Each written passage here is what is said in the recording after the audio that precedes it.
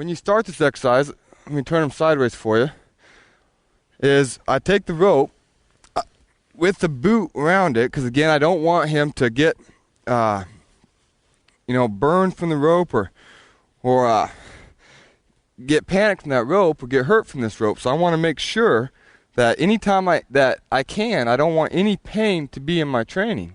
Because if I use pain in any way, even if the rope burns him, a simple, rope burn can take away from, the horse's learning. And what I mean by that is pain is a distraction.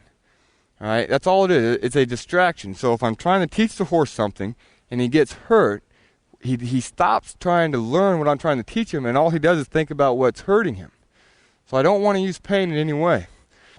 So my first stage is this, putting the rope on her and just standing just like this. And then what I'll practice doing is I'll practice picking up that leg, picking up the leg here, and then putting it back down. All right? Pick up the leg, and then put it back down. And then pick up the leg until she's comfortable with this, with me holding her leg up here. All right? Now, when I run the rope around the other side, I don't ever want to tie the horse's leg up. All I want to do is hold it. So if the horse gets nervous or starts to panic, what I do is I just let go of the rope. Again, I don't want her, to panic or have it tied up, because then what happens, she does panic, I have no way of releasing that foot. So again, all I want to be able to do, is hold the leg up. And you can even pick up the leg with your hand and hold it up with your hand, but again, then you're down in this position here, and then what happens is if the horse, falls or moves, then you're in a dangerous position. So the reason I use the rope is it puts me in a safer position. It has me standing up and more balanced to get out of the way.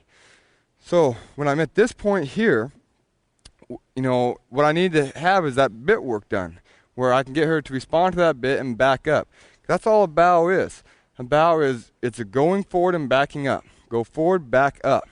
So what I want him to do is I just want him to lean backwards. So I'll take her head, and ask her just to start to back up, right here, and just start to lean back and then stop. Again, not very far. If you go fast with this and you try to hustle, then the horse can get panicked and get nervous. So all you want to do is take the horse and just start to lean back, right there, and then let her go forward. Just lean back, right there, and then release it and come forward. Again, what's going to happen is they might back up and even hop a couple steps.